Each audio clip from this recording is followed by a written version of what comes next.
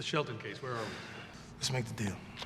They killed a little girl, Nick. It's an imperfect system. You could win this case. No, can't take that chance. Some justice is better than no justice at all. The basic idea of this movie that grabbed me was that a man who had been betrayed by the system decided to teach the system a lesson. Everyone must be held accountable for their actions. The best thing about this concept is that it doesn't fit into the normal Hollywood formula. Every scene is about, are we really receiving justice or not in the modern age? And I don't know if we are. You were about to let me go. Are you kidding me? This is why we're here in the first place. We think of the justice system as something where when someone is arrested and they're put into the system, that's more or less the end of it.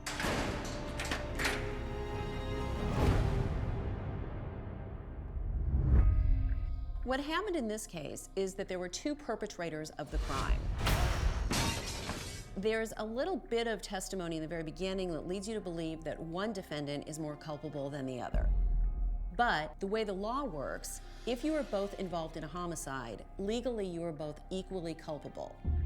The felony murder rule means that if you and a friend decide to hold up a 7-Eleven, and one of you actually goes into the store with a gun while the other one is waiting in the getaway car, and a murder happens, the person with the gun is just as culpable as the person who drove the getaway car. When a crime is committed by more than one person, the ideal situation is to be able to prosecute all of the guilty parties. You don't want to let one go unless you feel you have no choice. The jury's gonna believe me, though, because it's the truth. We can win this case, Nick. Lose, and then we'd have nothing. It's a very real problem for prosecutors in an everyday world. But if you go to trial, you shoot the dice.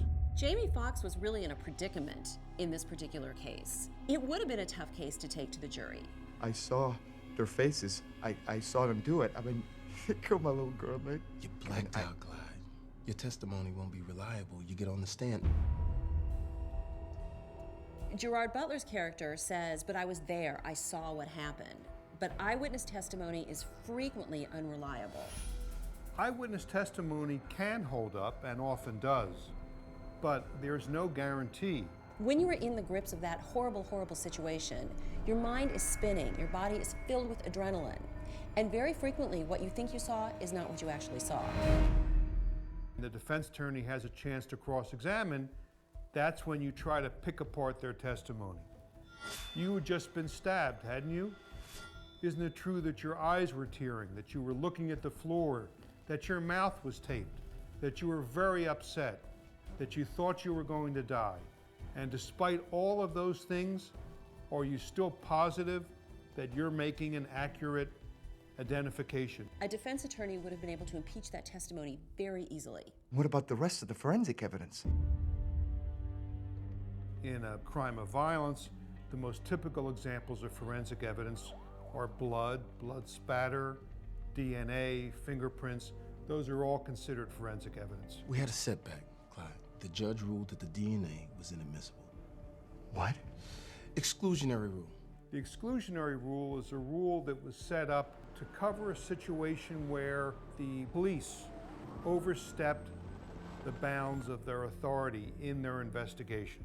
Let's say the detective or police officer saw one or both defendants walking down the street, grabbed the defendant, and forcibly took a swab, put it in his mouth, and obtained DNA evidence, but without getting a court order. And the judge could say to the prosecutor, I'm not going to allow the prosecutor to put that evidence before the jury in a trial. Darby has agreed to testify against Ames. With Darby's testimony, Ames will go to death row. When you have two people that commit a crime, the minute they're arrested, they both start trying to turn on each other. I wish ill for no man, but Ames deserves to suffer for what he did. The prosecution and the defense attorney start talking about what kind of deal is appropriate very early on, because both sides know that the evidence is never perfect. You don't want to enter into a lenient plea bargain unless you feel that you have no viable alternatives. A good deal was a deal that nobody liked. Darby will plead guilty to murder. In what degree? Third. He He serves, what, 5 years? The plea deal in this case was understandably unpalatable to the husband and should be unpalatable. On the other hand, Jamie Foxx's character obviously felt seriously conflicted about making a deal because he knew the nature of these horrific acts, and I'm sure he was imagining how he would have felt if he and his wife and unborn daughter had been the victims of similar actions. Justice, sometimes it's a broadsword, it's not a scalpel, and a broadsword is not always called for, especially in complicated matters. With Jamie's character, Nick Rice, he starts off kind of a jerk, and you're not really sure if you want to root for him or not because, is he doing the right thing? And with Clyde, he was victimized. What would you do if you suffered a home invasion like that and your family was taken away from you? You're faced with these two questions, and they're very hard to answer. I'm gonna bring the whole fucking diseased, corrupt temple down on your head. It's gotta be biblical.